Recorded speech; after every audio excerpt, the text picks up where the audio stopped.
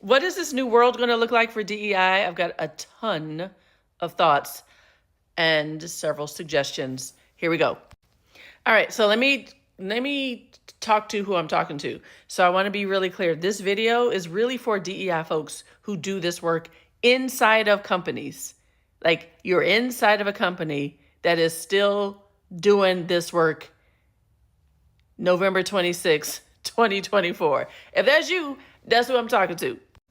Okay, so the first thing I want you to do, and listen, this is where the good stuff happens. I want you to spend 5 minutes putting yourself in the position of your CEO for your company, for your organization. I'm talking about any size. Could be 10 employees, 10,000 employees. Your CEO is in a very unique moment vis-a-vis his or her DEI posture, positioning, priority set, thinking right now that they need your help with. And so what I want you to do is to get into their lens with them and not pull them into the lens with you. So the first thing is, I want you to think like a CEO. What are they worried about? Where's the angst coming from? What are going to be some of the external pressures that's going to be facing this CEO? What's the board murmuring going to be like for that CEO? What funding are you, as the CEO, looking for, in need of, reliant upon to make your business work?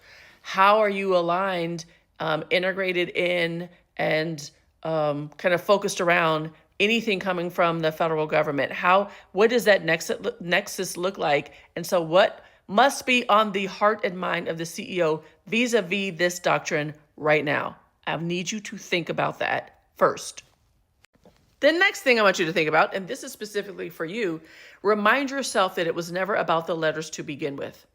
DEI was never about the D and the E and the I. It was about representation, igniting, fully activating, fully utilizing that representation, and assuring there are robust pipelines for the talent that you'll need to come into your environment and thrive.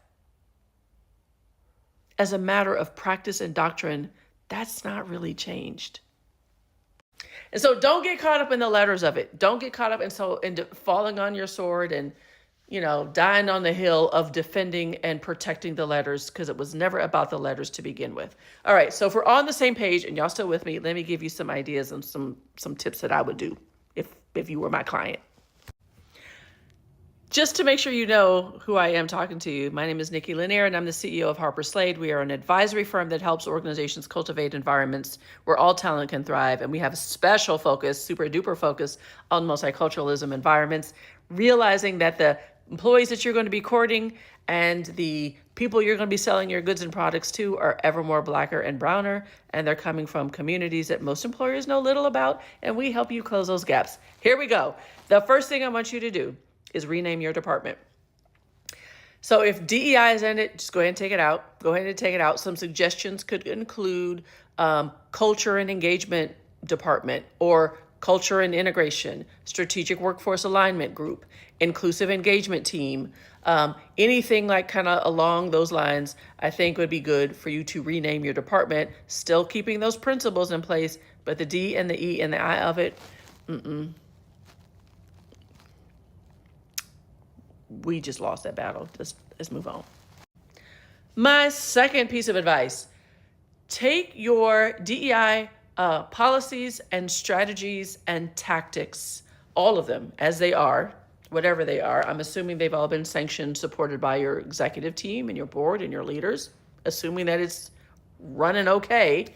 Take those and embed them in your employee engagement strategy. Like, physically take those words, the language from those policies, practices, outcomes, and take them out of a standalone document and put them in your employee engagement strategy, maybe under your HR team or somewhere like that. Okay? Put them in employee engagement. Link them directly to your employee engagement strategy. And then take your equity work, and don't use equity, because, and link that to your workforce pipeline strategies. Why? Because the outcomes that are realized from the principles that undergird diversity and inclusion, meaning greater representation, more activating of this new and different grouping of folks that we are now activating. That is your employee engagement strategy. Employee engagement helps you get more discretionary effort from your employees. More discretionary effort leads to more innovation, which leads to a more competitive organization, which is what every single employer wants. Every company wants that. So because the population of the folks are more Black, more Hispanic, more women, younger, like the generational thing, huge. Surrogate engagement, meaning what I'm watching happen with other employees feels like it's also happening to me. So now my engagement is impacted. All of that is new and different for employers. So we want our employees to understand how to think about all of this in the context of how to engage the employees that we are now going to be courting, now going to be retaining, and now going to be fully activating. And then, of course, your equity strategies help you really give a pathway for the people that you're bringing in. How do we build that pipeline? How do we make sure that we're having a continual pipeline of difference? In a world that doesn't understand how to think about equity, that strategy will fall flat. So take those and put them in them. Don't assume your budgets will remain intact. I know we have clients that have already said their budgets will not be touched. But there are some of you that may not have the kind of budget allotment for your DEI work that you have in the past. All right, so what you want to do is become a part of a P&L.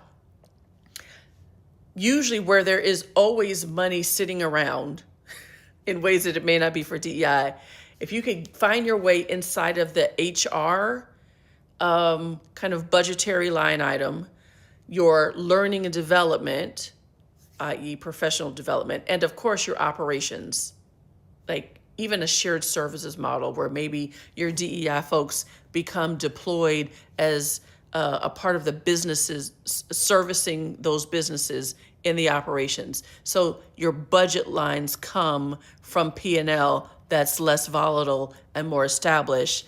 And it also reinforces how much the employee engagement strategies that are a part of each of those other departments and their workforce pipeline strategies that are a part of other departments, how integral your piece is to that. And so the funding comes from those departments, not from a standalone, very vulnerable, out here by yourself on the island budget for DEI.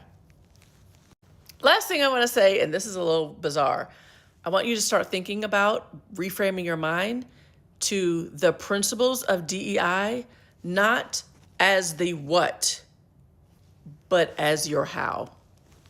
Your principles around this work become how you develop your culture, how you realize your employee engagement gains, how you build robust and expansive pipeline development into environments or into cities and multicultural markets that you might not have been before. It also becomes how you respond to employee engagement survey data that suggests themes along the lines of difference in the employee life cycle experience. It becomes how you respond to disengagement. It becomes how you respond to turnover thematically. So anyway, I'm running out of time. Saying all that to say, hope this was helpful. Really thinking about life inside of this new pivot, nothing to be daunted by or angry about. Don't miss this opportunity to still continue this work because we're hung up in doing it the way we have been doing it. There's work that we could have done differently and better. We'll do it now, and we're going to do it with a differently aligned way to engage our stakeholders and our customers and our employees around this work. Hope it was helpful.